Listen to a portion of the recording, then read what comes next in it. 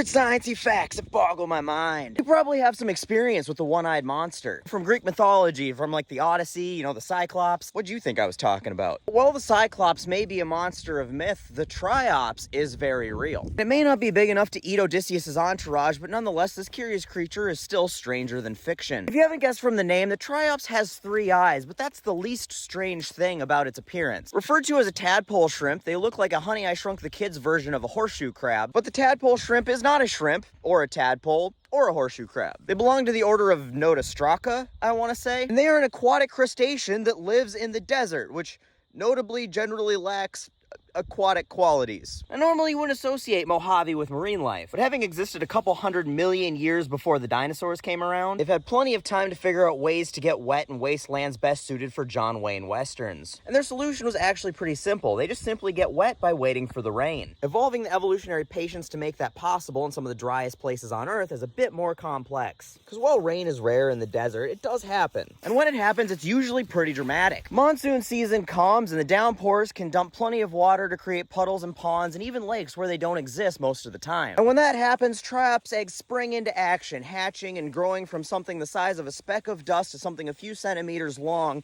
in a matter of days. For a comparison, if humans grew at the same speed, by the time we were a week old, we'd be 40 feet tall. But hey, when the puddle you need to survive may only last a matter of days or weeks, carpe diem becomes more than just an excuse to binge drink, it becomes a biological necessity. They quite literally live every day like it's their last, because it quite literally could be. So just like a frat party, they will eat and mate with everything in sight. In fact, if you tell them to go screw themselves, they probably will do that too. Because they are one of the very few animals in the world that can reproduce the old-fashioned way with a male and a female. Like when a man and a woman love each other very much, they get together and make a baby. But being that their options are sometimes limited, they're one of the few animals that can be a male and a female at the same time. Being truly hermaphroditic allows them to mate with both males and females, and males that are also females, or vice versa. And sometimes when they get lonely, they can even fertilize their own eggs. We've all been there, right? But even if a Triops isn't lucky enough to find a partner or be a hermaphrodite, they aren't going to let that stand in their way either. Because if all else fails, like Komodo dragons and certain species of fish and shark and Charlotte the stingray, they can reproduce asexually as well. Once they do, they lay some eggs, and this is the part where it gets really weird. Yeah, we haven't gotten to the weird part yet. Their mysterious eggs are the MVPs that make them almost mythological. Because while Triops live their lives in the fast lane, their eggs have unmatched patience waiting for rain. Rain that can take decades to come. So Triop eggs have the ability to completely dry out and suspend all metabolic activity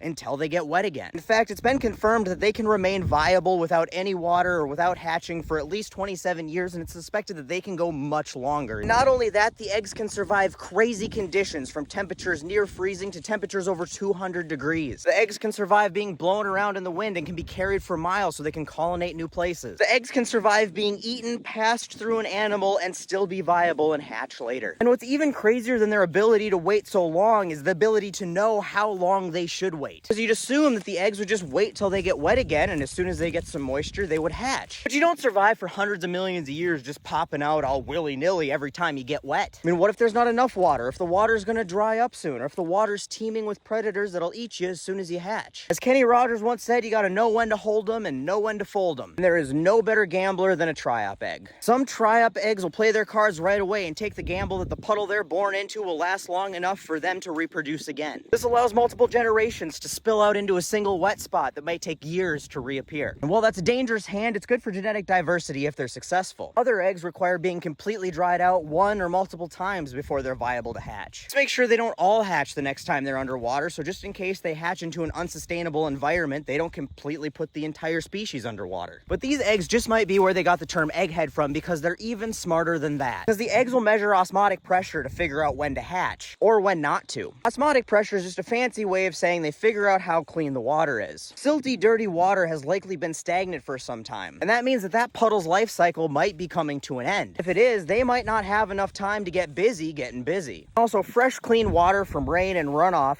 means that other life forms haven't had time to take up residence. And when you're born the size of a speck of dust, making sure that your puddle is predator-free is a top priority. So if they do end up in some dirty pond water, they'll just wait it out for the next time. At least some species, because other species have adapted to survive in water so unfresh that they're basically the only things that can live there. Some have adapted to survive in water with extreme pH levels, or water that's saltier than your ex that time you ran into her with your new girlfriend. But even those species often have to play the waiting game, because really salty or really pH imbalanced bodies of water are often and temporary as well. But now our eggs have blown around, passed through a digestive tract or two, said no thanks to diving into a dirty wet spot, and after years they've finally found the nice fresh puddle they've been waiting for. After all this time, they've likely been buried in silt and mud, and that's not a safe spot to emerge. Well, you're just an egg. It's not like you've got arms to dig yourself out. It turns out they don't need it. See, when the eggs are laid, they have fluid-filled sacs that cause them to sink. But when they dry out, those sacs are filled with air, which makes them a bit more buoyant, so when they're back underwater, they're not underwater for long. Because you can't keep a good egg down. And when they finally float to the surface, you know, here comes the sun. They know that they're no longer buried in the mud because they're exposed to the sunlight. But hatching on the surface would be dangerous, so those air-filled sacs slowly absorb the water and they sink back down to the bottom. And then, and only then, they know it's time to come out looking for love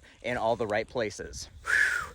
And the fact that these curious aquatic crustaceans can continually carry on without cracking in crusty and crisp conditions until it culminates in consummate condensation so they can copulate conspicuously? Damn. Well, that is pretty mind-boggling. And the fact that these curious aquatic crustaceans can continue without cracking and crisp and the fact that these curious aquatic crustaceans can continue carrying on in crisp and crusty conditions without cracking until it consummates. Curious aquatic crustaceans can continually carry on without cracking